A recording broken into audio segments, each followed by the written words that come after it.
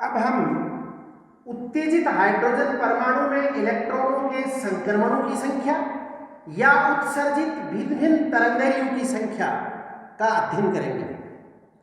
Hydrogen परमाणु का ये ऊर्जा स्तर आएगा, ये मूल ऊर्जा अवस्था, ये हाइड्रोजन की प्रथम उत्तेजित ऊर्जा अवस्था, ये द्वितीय उत्तेजित ऊर्जा अवस्था, ये तृतीय उत्तेजित ऊर्जा अवस्था, इसी प्रकार अन्य उत्तेजित ऊर्जा अवस्था है।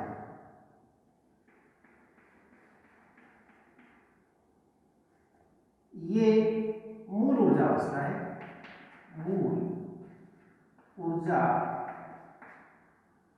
अवस्था। n बराबर 1, n बराबर 2, n बराबर 3, n बराबर 4, n बराबर 5 और इसी प्रकार ऊपर। ये उत्तेजित ऊर्जा अवस्थाएं कहलाती हैं, उत्तेजित ऊर्जा अवस्थाएं।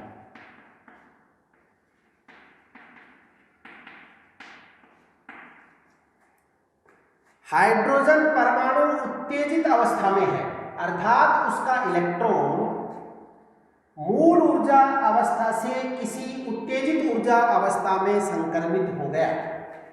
मान लीजिए ये nवें ऊर्जा स्तर में उत्तेजित है, ये इलेक्ट्रॉन nवें ऊर्जा स्तर में उत्तेजित है। तो nवें उत्तेजित ऊर्जा स्तर में इलेक्ट्रॉन 10⁻⁻8 सेकंड तक ही रह सकता है। उत्तेजन अवस्था काल 10⁻⁻8 सेकंड ही होता है। इसके पश्चात ये विभिन्न परंतु निश्चित ऊर्जाओं के विकिरण उत्सर्जित करता हुआ अपनी मूल ऊर्जा अवस्था में लौटता है। इसका क्या तात्पर्य है? विभिन्न परंतु निश्चित ऊर्जाओं के विकिरण उत्सर्जित करता हुआ अपनी मूल ऊर्जा अवस्था में लौटता है। इसका तात्पर्य क्या है? ये nवें ऊर्जा स्तर का उत्तेजित इलेक्ट्रॉन मूल ऊर्जा अवस्था में लौटने के लिए विभिन्न संभावनाएं हैं। ये इलेक्ट्रॉन इस ऊर्जा स्तर से इसके जस्ट नीचे वाले ऊर्जा स्तर में संक्रमित हो, या उसके नीचे वाले ऊर्जा स्तर में संक्रमित हो, या उससे नीचे वाले ऊर्जा स्तर में संक्रमित हो, और इसी प्रकार ये अपनी मूल ऊर्जा अवस्था में लौटता है। जब ये एक ऊर्जा स्तर से किसी दूसरे ऊर्जा स्तर में संक्रमित होता है तो दोनों ऊर्जा स्तरों की ऊर्जाओं के अंतर के बराबर ऊर्जा का विकिरण उत्सर्जित करता है। इसलिए जब उत्तेजित इलेक्ट्रॉन अपने उत्तेजित ऊर्जा स्तर से मूल ऊर्जा स्तर में संक्रमित होता है तो विभिन्न परंतु निश्चित ऊर्जाओं के विकिरण उत्सर्जित करता है। मान लीजिए हाइड्रोजन परमाणु में एक इलेक्ट्रॉन nवें ऊर्जा स्तर में उत्तेजित है, nवें ऊर्जा स्तर में। अब ये इलेक्ट्रॉन nवें ऊर्जा स्तर से जब मूल ऊर्जा स्तर में लौटता है तो कितने संक्रमण संभव है? जब ये इलेक्ट्रॉन nवें ऊर्जा स्तर से मूल ऊर्जा स्तर n बराबर 1 ऊर्जा स्तर में लौटता है तो कितने संक्रमण संभव है? देखिए, nवें ऊर्जा स्तर से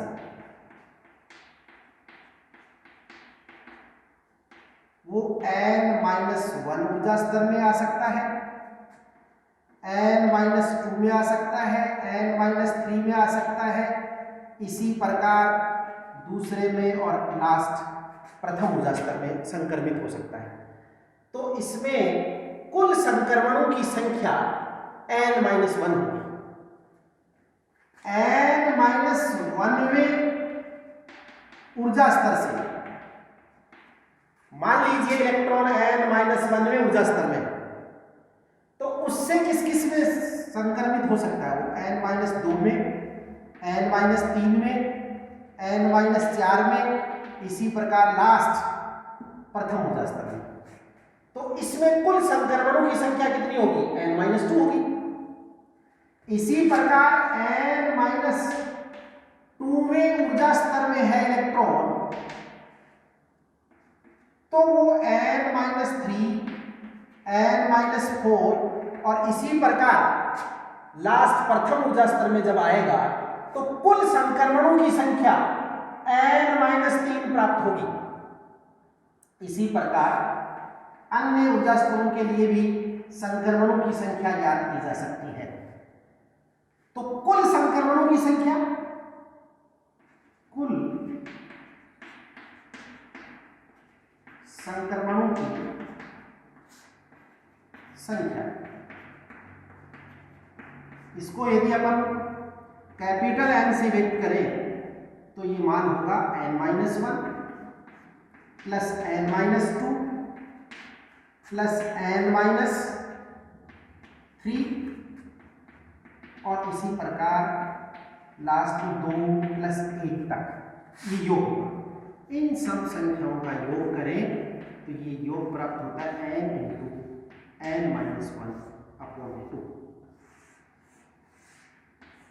n बराबर n इंटू n-1/2। यदि n का मान 3 हो तो कुल संक्रमणों की संख्या, n का मान 3 रखें, 3 इंटू 3 माइनस 1 2 और 2 से 2 कैंसिल, तो कुल संक्रमणों की संख्या 3 होगी।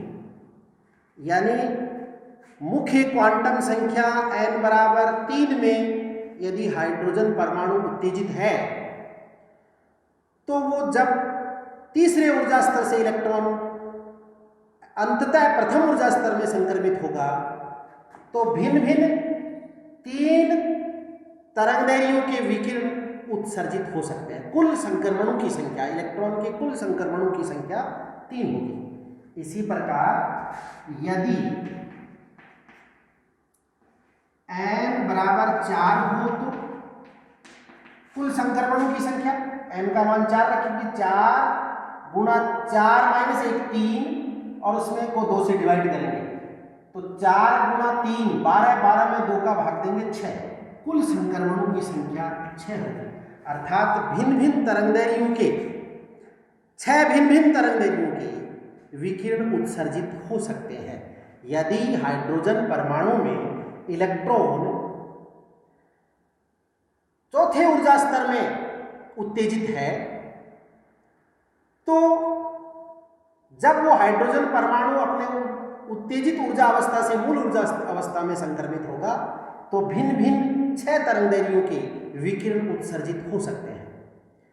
किसी भी विकिरण का तरंगदैर्घ्य क्या होगा? मान लीजिए इलेक्ट्रॉन किसी n2 उच्च ऊर्जा स्तर से n1 निम्न ऊर्जा स्तर में संक्रमित होता है तो उत्सर्जित विकिरण फोटोन की ऊर्जा hc/λ, या h प्लांक नियतांक है, c प्रकाश की चाल है, लैम्डा उत्सर्जित उस विकिरण का तरंगदैर्घ्य है। इस उत्सर्जित विकिरण फोटोन की ऊर्जा hc/λ का मान दोनों ऊर्जा स्तरों में इलेक्ट्रॉन की कुल ऊर्जाओं के अंतर के बराबर होता है। यहाँ En2 उच्च ऊर्जा स्तर में इलेक्ट्रॉन की कुल ऊर्जा है, En1 निम्न ऊर्जा स्तर में इलेक्ट्रॉन की कुल ऊर्जा है। यदि दोनों ऊर्जा स्तरों की ऊर्जाओं का अंतर को अपन डेल्टा E से व्यक्त करें तो इसको अपन लिख सकते हैं hc/λ बराबर डेल्टा E, या ये डेल्टा E इन दोनों ऊर्जा स्तरों में इलेक्ट्रॉन की कुल ऊर्जाओं का अंतर है। इससे अपन उत्सर्जित विकिरण का तरंगदैर्घ्य ज्ञात कर सकते हैं। लैम्डा बराबर होगा hc/λ E। h का मान 6.62 गुणा 10⁻⁻34 जूल इंटू सेकेंड होता है। 6.62 गुना 10 की घात -34 जूल इंटू सेकेंड। यदि इसको इलेक्ट्रॉन वोल्ट इंटू सेकेंड में चेंज करना चाहे तो इसको 6.62 गुना 10 की घात -34 बटा 1.6 गुना 10 की घात -19 से डिवाइड करें तो ये इलेक्ट्रॉन वोल्ट इंटू सेकेंड में चेंज हो जाता है। सी का मान 3 गुना 10 की घात 8 मीटर पर सेकंड होता है। इस मीटर को एंगस्ट्रॉम में बदलना चाहे अपन तो 1 मीटर इक्वल टू 10 की घात -10 एंगस्ट्रॉम होता है। इसको 3 गुना 10 की घात -2 एंगस्ट्रॉम पर सेकंड लिख सकते हैं। यदि एच और सी के ये मान इसमें रखकर कैलकुलेट करें तो लेमडा का मान उत्सर्जित विकिरण का तरंगदैर्घ्य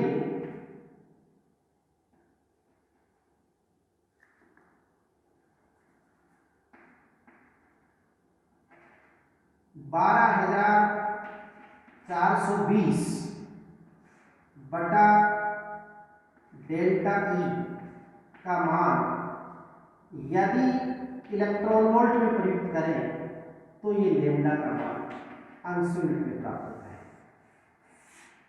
लेमडा बराबर 12,420 बटा डेल्टा ई, दोनों कक्षाओं की ऊर्जाओं का अंतर इलेक्ट्रॉन वोल्ट मात्रक में प्रयुक्त करें तो लेमडा का मान अंश यूनिट में प्राप्त होता है। इस प्रकार इन भिन्न भिन्न तरंगदैर्घ्यों के जो विकिरण उत्सर्जित होंगे जब हाइड्रोजन परमाणु में इलेक्ट्रॉन किसी उत्तेजित ऊर्जा अवस्था से अपनी मूल ऊर्जा अवस्था में लौटता है तो विभिन्न परंतु निश्चित तरंगदैर्घ्यों के विकिरण उत्सर्जित करता है। उन उत्सर्जित विकिरणों के तरंगदैर्घ्य इस फॉर्मूले से कैलकुलेट किए जा सकते हैं। कुल संक्रमणों की संख्या अपन इस फॉर्मूले से निकाल सकते हैं। यदि nवें ऊर्जा स्तर में उत्तेजित है हाइड्रोजन परमाणु तो कुल संक्रमणों की संख्या n इंटू n-1/2 होगी और उन n कैपिटल N भिन्न भिन्न तरंगदैर्घ्यों के जो विकिरण उत्सर्जित होंगे उन विकिरणों का तरंगदैर्घ्य अपन इस फॉर्मूले से ज्ञात करेंगे। लेमडा बराबर 12,420 बटा डेल्टा ई या डेल्टा ई का मान यदि इलेक्ट्रॉन वोल्ट मात्रक में प्रयुक्त किया जाए तो उत्सर्जित विकिरण का तरंगदैर्घ्य एंगस्ट्रॉम यूनिट मात्रक में प्राप्त होता है।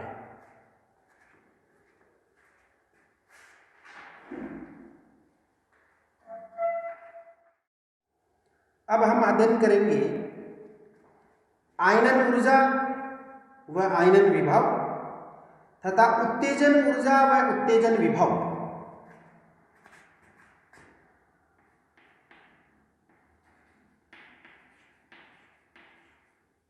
आयनन ऊर्जा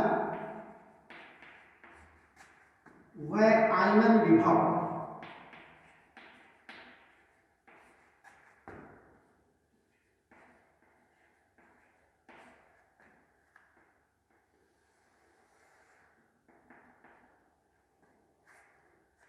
किसी परमाणु में सामान्य अवस्था में कमरे के ताप पर इलेक्ट्रॉन अपनी मूल ऊर्जा अवस्था में होते हैं।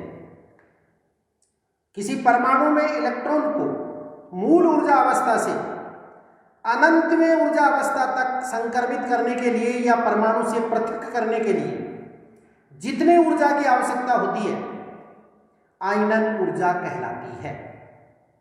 अर्थात किसी परमाणु में इलेक्ट्रॉन को मूल ऊर्जा अवस्था से अनंतवीं ऊर्जा अवस्था तक ले जाने के लिए या परमाणु से पृथक करने के लिए आवश्यक ऊर्जा परमाणु की आयनन ऊर्जा कहलाती है। इस आयनन ऊर्जा को प्राप्त करने के लिए इलेक्ट्रॉन को जिस विभव से त्वरित करना पड़ता है वह आयनन विभव कहलाता है। आयनन ऊर्जा को प्राप्त करने के लिए इलेक्ट्रॉन को जिस विभव से त्वरित करना पड़ता है आयनन विभव कहलाता है। देखिए किसी परमाणु में मूल ऊर्जा अवस्था है, ये nवीं ऊर्जा स्तर इसकी मूल ऊर्जा अवस्था है इसमें इलेक्ट्रॉन की कुल ऊर्जा है En। ये अनंतवा ऊर्जा स्तर है।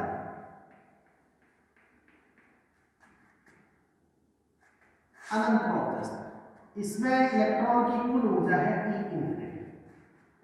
इलेक्ट्रॉन को मूल ऊर्जा स्तर से अनंतवें ऊर्जा स्तर तक पहुंचाने के लिए या परमाणु से पृथक करने के लिए जितनी ऊर्जा की आवश्यकता होती है, जितनी ऊर्जा देनी पड़ती है, ये उस परमाणु की आयनन ऊर्जा कहलाती है। क्योंकि इस स्थिति में इन दोनों ऊर्जा स्तरों की ऊर्जाओं के अंतर के बराबर ऊर्जा देनी पड़ेगी।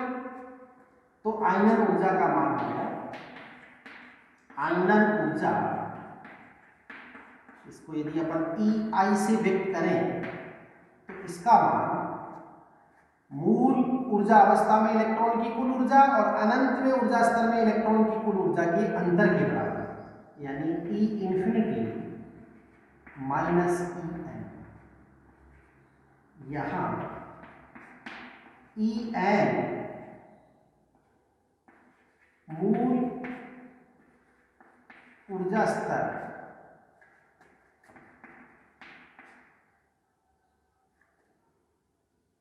में इलेक्ट्रॉन की कुल ऊर्जा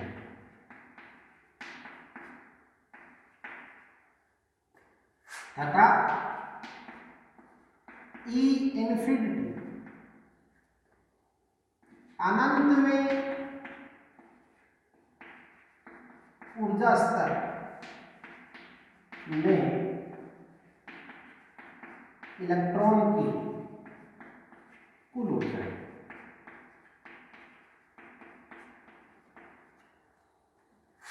क्योंकि अनंतवें ऊर्जा स्तर में इलेक्ट्रॉन की कुल ऊर्जा शून्य होती है, यदि E इंफिनिटी के स्थान पर शून्य रखें तो आयनन ऊर्जा का मान EI equal to minus En, यानी मूल ऊर्जा स्तर में इलेक्ट्रॉन की कुल ऊर्जा को माइनस से इंटू कर दें तो उस परमाणु की आयनन ऊर्जा प्राप्त हो जाती है। ये आयनन ऊर्जा, आयनन विभव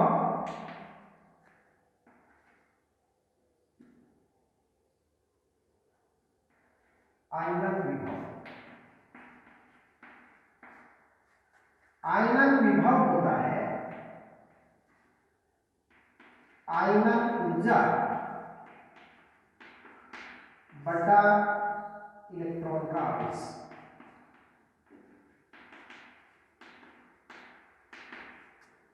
आयनन विभव को VI से व्यक्त करें तो ये आयनन ऊर्जा बटे इलेक्ट्रॉन का आवेश, ये आयनन विभव है। क्योंकि ऊर्जा बराबर होता आवेश इंटू विभव, तो विभव बराबर होगा ऊर्जा बटा आवेश। यदि अपन हाइड्रोजन का उदाहरण लें, हाइड्रोजन के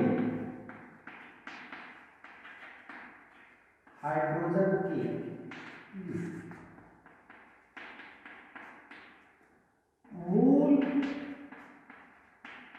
ऊर्जा अवस्था के लिए मुख्य क्वांटम संख्या का मान क्या होता है? प्रथम ऊर्जा स्तर ही हाइड्रोजन परमाणु में मूल ऊर्जा अवस्था होती है या मूल ऊर्जा स्तर होता है। तो N का मान क्या रखेंगे अपन? 1। तो आयनन ऊर्जा का मान आएगा माइनस E1 और प्रथम ऊर्जा स्तर में इलेक्ट्रॉन की कुल ऊर्जा होती है माइनस 13.6 इलेक्ट्रॉन वोल्ट। E1 का मान होता है माइनस 13.6 इलेक्ट्रॉन वोल्ट। ये माइनस माइनस इनटू होके प्लस हो जाएगा। तो हाइड्रोजन परमाणु की आयनन ऊर्जा का मान होता है 13.6 इलेक्ट्रॉन वोल्ट। आयनन विभव VI का मान कैलकुलेट करें, ये होती है आयनन ऊर्जा बटा इलेक्ट्रॉन का आवेश 13.6 इलेक्ट्रॉन वोल्ट अपॉन E। इसमें E से E कैंसिल हो जाएगा और ये मान आ जाएगा 13.6 वोल्ट। यानी हाइड्रोजन परमाणु की आयनन ऊर्जा 13.6 इलेक्ट्रॉन वोल्ट और आयनन विभव 13.6 वोल्ट। यदि आयनन ऊर्जा आपने इलेक्ट्रॉन वोल्ट मात्रक में कैलकुलेट की है तो आयनन विभव का मान आयनन ऊर्जा के संख्यात्मक मान के बराबर वोल्ट मात्रक में होगा। ई से ई कैंसिल हो जाएगा। यदि आयनन ऊर्जा अपन ने जूल मात्रक में कैलकुलेट की है तो फिर ई का मान रखना पड़ेगा 1.6 गुणा 10 की घात -19 कूलम, तो विभव भी वोल्ट मात्रक में प्राप्त होगा। यदि आयनन ऊर्जा इलेक्ट्रॉन वोल्ट मात्रक में प्राप्त की है तो आयनन विभव का मान आयनन ऊर्जा के संख्यात्मक मान के बराबर वोल्ट मात्रक में प्राप्त होगा। तो हाइड्रोजन परमाणु की आयनन ऊर्जा 13.6 इलेक्ट्रॉन वोल्ट व आयनन विभव 13.6 वोल्ट प्राप्त होता है। यह है आयनन ऊर्जा व आयनन विभव। अब अपन पढ़ेंगे उत्तेजन ऊर्जा व उत्तेजन विभव।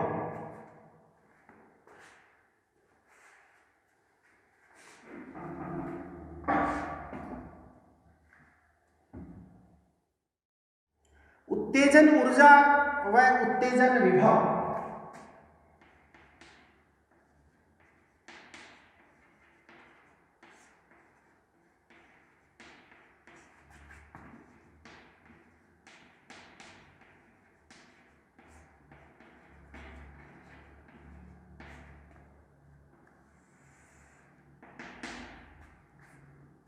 किसी परमाणु में इलेक्ट्रॉन को मूल ऊर्जा स्तर या मूल ऊर्जा अवस्था से किसी उत्तेजित ऊर्जा अवस्था तक संक्रमित करने के लिए आवश्यक ऊर्जा उत्तेजन ऊर्जा कहलाती है तथा उत्तेजन ऊर्जा प्राप्त करने के लिए इलेक्ट्रॉन को जिस विभव से त्वरित करना पड़ता है उत्तेजन विभव कहलाता है।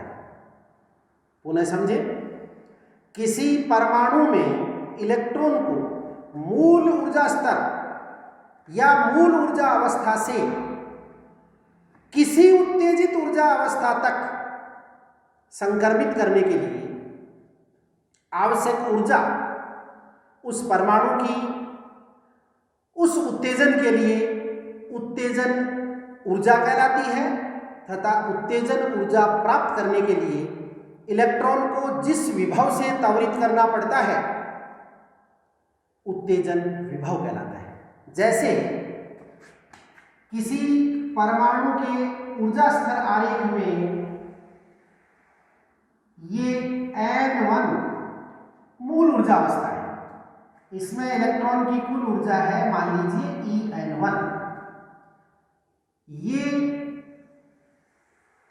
उस परमाणु की कोई उत्तेजित ऊर्जा अवस्था है N2, इसमें इलेक्ट्रॉन की कुल ऊर्जा है En2।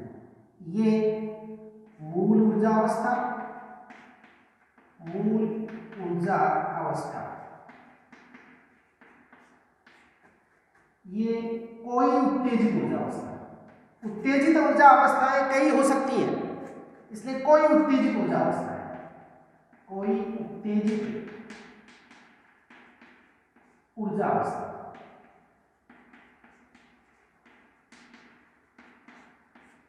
इलेक्ट्रॉन को इस परमाणु में मूल ऊर्जा अवस्था से इस उत्तेजित ऊर्जा अवस्था तक पहुंचाना है। इसके लिए जितनी ऊर्जा की आवश्यकता होगी, जितनी ऊर्जा इस इलेक्ट्रॉन को देनी पड़ेगी, इस उत्तेजन के लिए उत्तेजन ऊर्जा कहलाएगी। उसका मान इन दोनों कक्षाओं में इलेक्ट्रॉन की कुल ऊर्जाओं के अंतर के बराबर होगा, अर्थात उत्तेजन ऊर्जा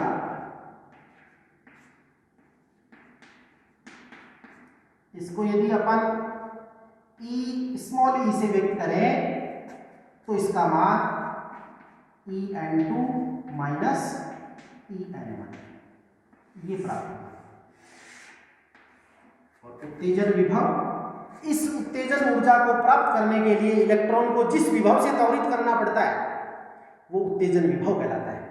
तो उत्तेजन विभव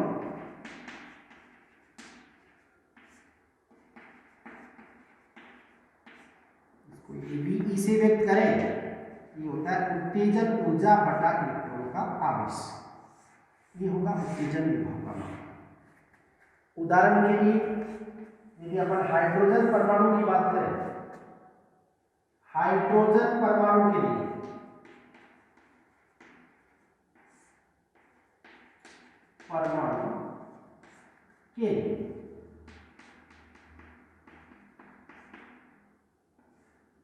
हाइड्रोजन परमाणु में प्रथम ऊर्जा स्तर मूल ऊर्जा स्तर है n बराबर मूल ऊर्जा अवस्था है।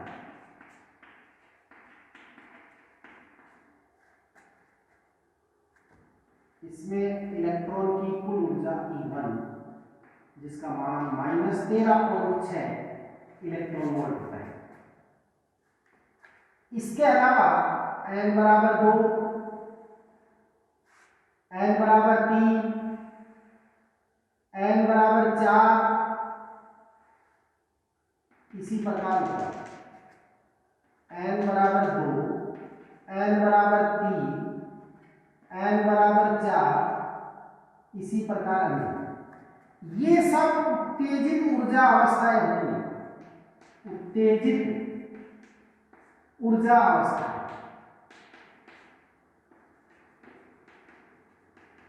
ये सब उत्तेजित ऊर्जा अवस्था है।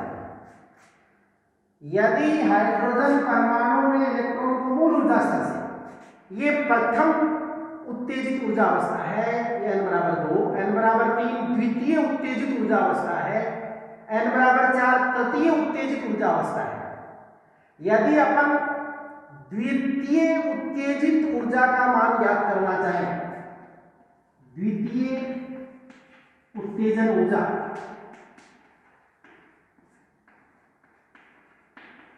के हाइड्रोजन परमाणु में द्वितीय उत्तेजन ऊर्जा के लिए N1 मूल ऊर्जा अवस्था, N1 का मान 1, क्योंकि हाइड्रोजन परमाणु में प्रथम ऊर्जा स्तर ही मूल ऊर्जा स्तर होता है। और द्वितीय उत्तेजन के लिए उत्तेजन ऊर्जा अवस्था N2 का मान कितना होगा? 3। ये प्रथम उत्तेजन ऊर्जा अवस्था है, ये द्वितीय उत्तेजन ऊर्जा अवस्था है, ये तृतीय उत्तेजन ऊर्जा अवस्था है। द्वितीय उत्तेजन ऊर्जा की बात करें अपन तो हाइड्रोजन परमाणु को मूल ऊर्जा स्तर से दूसरे उत्तेजन ऊर्जा स्तर तक पहुंचाना है। इसके लिए जितनी ऊर्जा की आवश्यकता होगी वो इसकी कहलाएगी द्वितीय उत्तेजन ऊर्जा।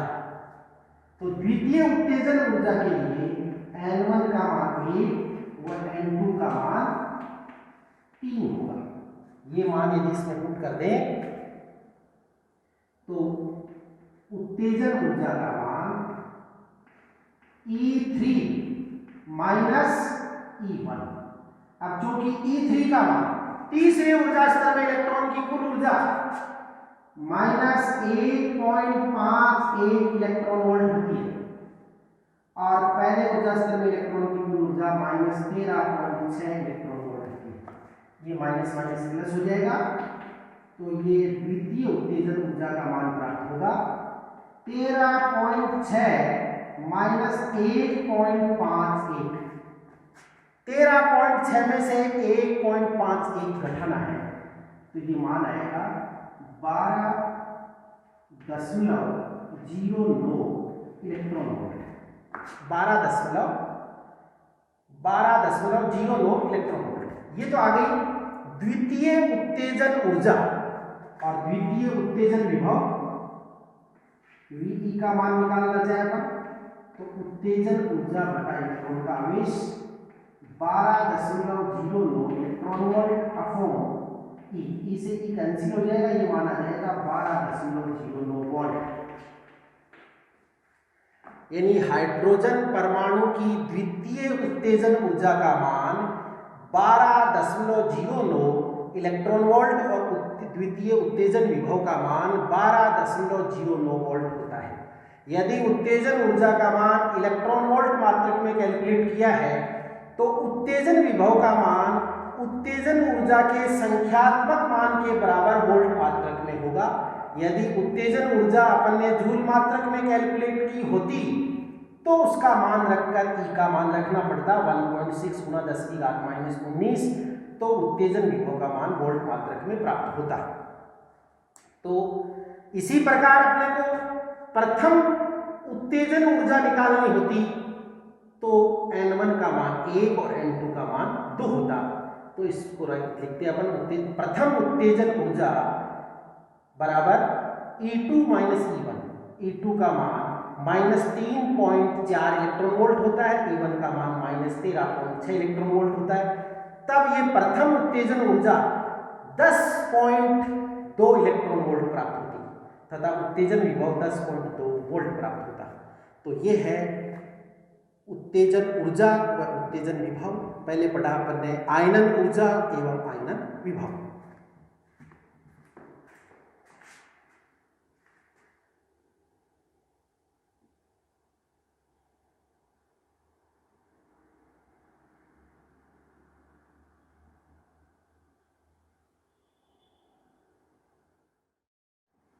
अब हम पढ़ेंगे बोर मॉडल की कमियां। बोर परमाणु प्रतिरूप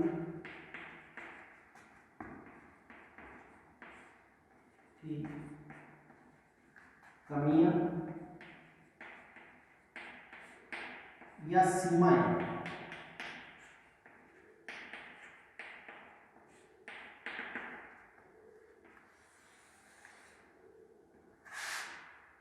नंबर 1, बोर परमाणु प्रतिरूप एक इलेक्ट्रॉनीय परमाणु या आयनित परमाणु की संरचना का अध्ययन करने में ही सक्षम है। एक इलेक्ट्रॉनीय परमाणु जैसे हाइड्रोजन, एकता आयनित हीलियम He+ या Li+2, एक इलेक्ट्रॉन वाले परमाणु या आयनित परमाणु की संरचना का अध्ययन करने में ही सक्षम है। एक से अधिक इलेक्ट्रॉन वाले परमाणु की संरचना का अध्ययन करने में सक्षम नहीं है, क्योंकि एक से अधिक इलेक्ट्रॉन जिन परमाणु में होंगे उन परमाणु में उन इलेक्ट्रॉनों के मध्य पारस्परिक अनुक्रिया के बारे में बोर मॉडल में कोई उल्लेख नहीं किया गया। बोर मॉडल में यदि किसी परमाणु में एक से अधिक इलेक्ट्रॉन हो तो उन इलेक्ट्रॉनों के मध्य पारस्परिक अनुक्रिया का बोर मॉडल में कोई उल्लेख नहीं किया गया है। इसलिए बोर मॉडल केवल एक परमाणु इलेक्ट्रॉन वाले परमाणु या आयनित परमाणु जैसे He+ या Li+2 इनकी संरचना की व्याख्या करने में ही सक्षम है। बहुइलेक्ट्रॉनीय परमाणु की संरचना की व्याख्या करने में सक्षम नहीं है। नंबर 2, बोर मॉडल में नाभिक को स्थिर माना गया है। यह तभी संभव है जब इसका द्रव्यमान अनंत हो। यह तभी संभव है जबकि नाभिक का द्रव्यमान अनंत हो। यह संभव नहीं है, इसलिए यह भी बोर मॉडल की एक कमी है। नंबर 3, तीसरी कमी, बोर मॉडल में इलेक्ट्रॉन की कक्षाओं को वृत्ताकार माना गया। बोर मॉडल में इलेक्ट्रॉन की कक्षाओं को वृत्ताकार माना गया, जबकि सोमरफेल्ड के विस्तार में बोर कक्षाओं को दीर्घवृत्ताकार माना गया है। दीर्घवृत्ताकार कक्षा की एक विशेष स्थिति जिसमें दीर्घ अक्ष और लघु अक्ष समान हो जाए उसको अपन वर्ताकार कक्षा कहते हैं। तो वास्तव में परमाणु में इलेक्ट्रॉन की कक्षाएं दीर्घ वर्ताकार होती हैं, न कि वर्ताकार, जबकि बोर मॉडल में परमाणु में इलेक्ट्रॉन की कक्षाओं को वृत्ताकार माना गया है, जबकि वास्तव में ये कक्षाएं दीर्घ वर्ताकार होती हैं। चौथी कमी, किसी परमाणु में नाभिक के परितः वृत्ताकार कक्षा में परिक्रमण करते हुए इलेक्ट्रॉन की गति में त्वरण होता है और त्वरित इलेक्ट्रॉनों से विद्युत चुंबकीय तरंगों का उत्पादन होता है, अर्थात विद्युत चुंबकीय तरंगों के रूप में ऊर्जा विकिरित होती है। जबकि बोर मॉडल में इन कक्षाओं को स्थायी मानकर ये मान लिया गया कि इन कक्षाओं में जब तक इलेक्ट्रॉन परिक्रमण करेंगे तब तक ऊर्जा का उत्सर्जन या अवशोषण नहीं करते हैं। स्थायी कक्षा में परिक्रमण करता हुआ इलेक्ट्रॉन ऊर्जा विकिरित नहीं करता है, जबकि इसका कोई तर्क संगत आधार या इसका स्पष्टीकरण नहीं दिया गया है। पांचवी कमी, बोर मॉडल में के परमाणु में इलेक्ट्रॉन की कक्षाओं को क्वांटीकृत कर दिया गया, अर्थात किसी परमाणु में नाभिक के परितः इलेक्ट्रॉन केवल उन्हीं वृत्ताकार कक्षाओं में परिक्रमण करते हैं जिनमें इलेक्ट्रॉन के कोणीय संवेग mvr का मान h/2π का पूर्ण गुणज होता है। यानी कक्षाओं को क्वांटीकृत कर दिया गया, mvr बराबर nh/2π। यहाँ n मुख्य क्वांटम संख्या है, पूर्ण संख्या है। n का मान 1 2 3 4, n का मान 1 2 3, प्रथम कक्षा के लिए स्मॉल n का मान 1, दूसरी के लिए 2, तीसरी के लिए 3। यानी परमाणु में इलेक्ट्रॉन नाभिक के परितः उन्हीं वृत्ताकार कक्षाओं में परिक्रमण करते हैं जिनमें इलेक्ट्रॉन के कोणीय संवेग mvr का मान h/2π का पूर्ण गुणज होता है या nh/2π के बराबर होता है। ये बोर का क्वांटम प्रतिबंध भी कहलाता है, लेकिन इसका कोई तर्क संगत आधार या तर्क संगत स्पष्टीकरण नहीं दिया गया। इसका कोई तर्क संगत स्पष्टीकरण बोर नहीं दे पाए, तो ये भी बोर मॉडल की एक कमी थी। नेक्स्ट 6 नंबर, हाइजेनबर्ग के अनिश्चितता सिद्धांत के अनुसार परमाणु में नाभिक के परितः परिक्रमण करते हुए इलेक्ट्रॉन की स्थिति एवं रेखीय संवेग, इन दोनों राशियों का एक साथ यथार्थता से सही निर्धारण कर पाना संभव नहीं है। जबकि बोर मॉडल में इलेक्ट्रॉन की स्थिति तथा इलेक्ट्रॉन के वेग का एक साथ निर्धारण किया गया, जो कि तर्क संगत नहीं है। इसके अलावा बोर मॉडल हाइड्रोजन परमाणु या अन्य किसी परमाणु के रेखीय स्पेक्ट्रम में स्पेक्ट्रमी रेखाओं की सूक्ष्म संरचना, यानी प्रत्येक स्पेक्ट्रमी रेखा वास्तव में कई सूक्ष्म रेखाओं से मिलकर बनी होती है। स्पेक्ट्रमी रेखाओं की सूक्ष्म संरचना की व्याख्या करने में भी असफल रहा। स्पेक्ट्रमी रेखाओं की सूक्ष्म संरचना की व्याख्या भी नहीं कर पाया। इसके अलावा बोर मॉडल स्पेक्ट्रमी रेखाओं की तीव्रताओं की व्याख्या करने में भी असफल रहा। बोर मॉडल स्पेक्ट्रमी रेखाओं, किसी परमाणु के स्पेक्ट्रम में स्पेक्ट्रमी रेखाओं की तीव्रताओं की व्याख्या भी नहीं कर पाया। इसके अलावा बोर मॉडल यदि स्पेक्ट्रमी रेखाओं को विद्युत क्षेत्र में रख दिया जाए तो स्पेक्ट्रमी रेखाएं अपनी घटक रेखाओं में विपाटित हो जाती हैं। विद्युत क्षेत्र में स्पेक्ट्रमी रेखाओं के विपाटन को स्टॉर्क प्रभाव कहते हैं। विद्युत क्षेत्र में स्पेक्ट्रमी रेखाओं के विपाटन को स्टॉर्क प्रभाव कहते हैं, स्टॉर्क प्रभाव। तथा चुंबकीय क्षेत्र में स्पेक्ट्रमी रेखाओं के विपाटन को जीवन प्रभाव कहते हैं, जीवन प्रभाव। बोर मॉडल स्टॉर्क प्रभाव व जीवन प्रभाव की व्याख्या करने में भी असफल रहा।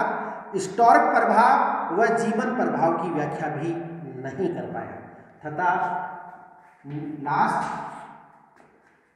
कुछ परमाणु के स्पेक्ट्रम में द्विरेखा संरचना पाई जाती है, जैसे सोडियम परमाणु, इसके स्पेक्ट्रम में द्विरेखा संरचना भी पाई जाती है।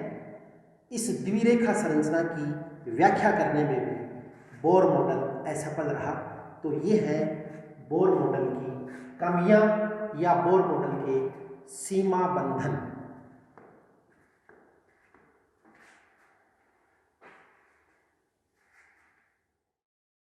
अब हम पढ़ेंगे दे ब्रोगली के द्रव्य तरंग सिद्धांत से बोर के क्वांटम प्रतिबंध का स्पष्टीकरण। दे ब्रोगली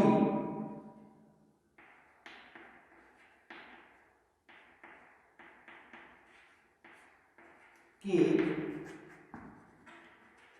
द्रव्य तरंग सिद्धांत से बोर के क्वांटम प्रतिबंध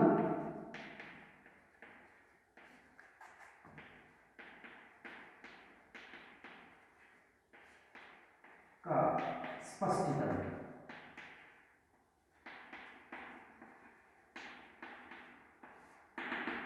दे ब्रोगली के द्रव्य तरंग सिद्धांत से बोर के क्वांटम प्रतिबंध का स्पष्टीकरण। क्या है बोर का क्वांटम प्रतिबंध? बोर का क्वांटम प्रतिबंध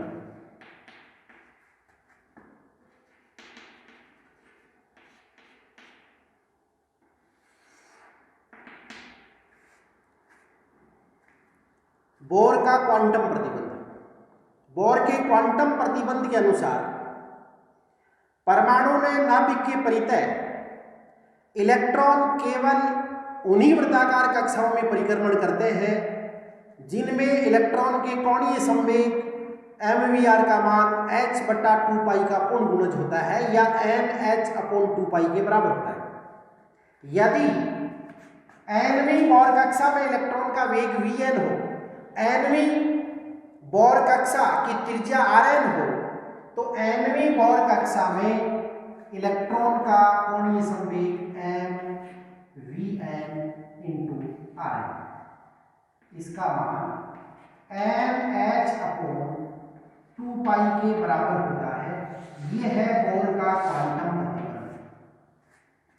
यहां m इलेक्ट्रॉन का द्रव्यमान है, vn nवीं बोर कक्षा में इलेक्ट्रॉन का वेग है, rn nवीं बोर कक्षा की त्रिज्या है, तो कोणीय संवेग होगा m × vn × rn।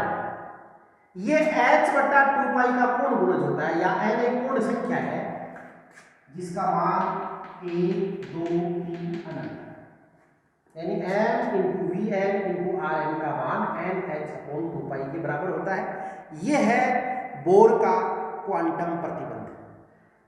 अपनी कक्षा में परिक्रमण करते हुए दे ब्रोगली के द्रव्य तरंग सिद्धांत के अनुसार किसी कक्षा में परिक्रमण करते हुए इलेक्ट्रॉन के साथ एक द्रव्य तरंग संबद्ध होनी चाहिए। किसी कक्षा में परिक्रमण करते हुए इलेक्ट्रॉन के साथ दे ब्रोगली के द्रव्य तरंग सिद्धांत से किसी कक्षा में परिक्रमण करते हुए इलेक्ट्रॉन के साथ भी एक द्रव्य तरंग संबद्ध होनी चाहिए। परंतु स्थायी कक्षा में परिक्रमण करता हुआ इलेक्ट्रॉन ऊर्जा विकिरित नहीं करता है, ऊर्जा का उत्सर्जन या अवशोषण नहीं करता है। यह तभी संभव है जब उस कक्षा में इलेक्ट्रॉन से संबद्ध द्रव्य तरंग अपरिगामी तरंग का निर्माण कर ले। अपरिगामी तरंगों से ऊर्जा संचरित नहीं होती। तो किसी कक्षा में, स्थायी कक्षा में परिक्रमण करता हुआ इलेक्ट्रॉन ऊर्जा विकिरित नहीं करता है, अर्थात उस इलेक्ट्रॉन से संबद्ध द्रव्य तरंग अपरिगामी तरंग का निर्माण कर ले तो उससे ऊर्जा संचरित नहीं होगी, ऊर्जा विकिरित नहीं होगी। और अपरिगामी तरंग किसी कक्षा में, अपरिगामी तरंग का निर्माण तभी हो सकता है जब उस कक्षा की लंबाई या उस कक्षा की परिधि उस द्रव्य तरंग के, इलेक्ट्रॉन से संबद्ध द्रव्य तरंग के तरंगदैर्घ्य की पूर्ण गुणज हो। किसी कक्षा में या किसी पथ पर अपरिगामी तरंग के निर्माण के लिए शर्त है, अपरिगामी तरंग का निर्माण तभी संभव है जब उस पथ की लंबाई उस तरंग के तरंगदैर्घ्य की पूर्ण गुणज हो, स्मॉल n गुनी हो, जहां n का मान 1, 2, 3 हो सकता है। अर्थात nवीं परमाणु में नाभिक के परितः nवीं कक्षा में परिक्रमण करते हुए इलेक्ट्रॉन, इस nवीं कक्षा की त्रिज्या यदि Rn है, nवीं कक्षा में परिक्रमण करते हुए इलेक्ट्रॉन का वेग Vn है, इस कक्षा की त्रिज्या Rn है। nवीं कक्षा में परिक्रमण करते हुए इलेक्ट्रॉन से संबद्ध द्रव्य तरंग का तरंगदैर्घ्य लैम्डा है, तो इस कक्षा की परिधि, अपरिगामी तरंग के निर्माण के लिए इस कक्षा की परिधि उस द्रव्य तरंग के तरंगदैर्घ्य की पूर्ण गुणज होनी चाहिए, अर्थात n लैम्डा के तुल्य होनी चाहिए। तो अपरिगामी तरंग के निर्माण के लिए 2πRn, इस कक्षा की परिधि इलेक्ट्रॉन से संबद्ध द्रव्य तरंग के तरंगदैर्घ्य की पूर्ण गुणज होनी चाहिए। यहां n का मान 1, 2, 3 अनंत, 2πRn बराबर n, इक्वेशन नंबर 1। लेकिन डे ब्रॉगली के द्रव्य तरंग सिद्धांत से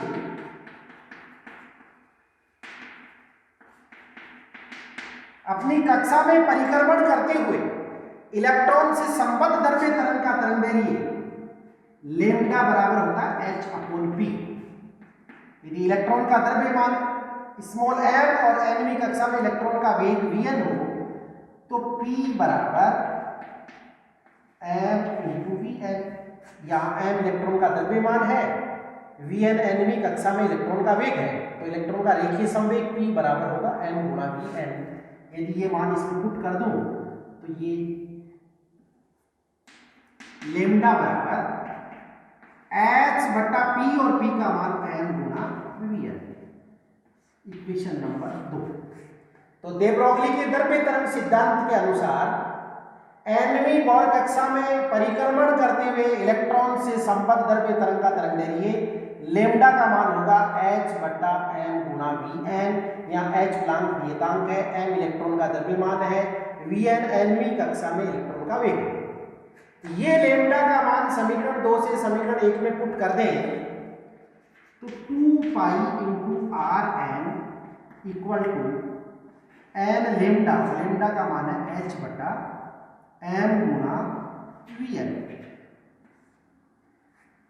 इसमें m × Vn को अपन बाईं साइड ले आए और 2π को बराबर के निशान के दाईं साइड ले जाए, तो ये फॉर्मूला होगा m × Vn × Rn बराबर NH/2π, जो कि बोर का क्वांटम प्रतिबंध है। तो ये है दे ब्रॉगली के द्रव्य तरंग सिद्धांत से बोर के क्वांटम प्रतिबंध का स्पष्टीकरण। यदि n बराबर 4 चौथे ऊर्जा स्तर में परिक्रमण करते हुए इलेक्ट्रॉन के लिए अपरिगामी तरंग का निर्माण करना है अपने को, तो चूंकि कक्षा की जो परिधि है 2πr, उसका मान होता है n लैम्डा। तो चौथी कक्षा के लिए n का मान 4 हो तो 2πr बराबर 4 लैम्डा। अपरिगामी तरंग में दो निस्पंदु क्रमागत दो निस्पंदु के बीच की दूरी तरंगदैर्घ्य की आती होती है, λ/2 होती है।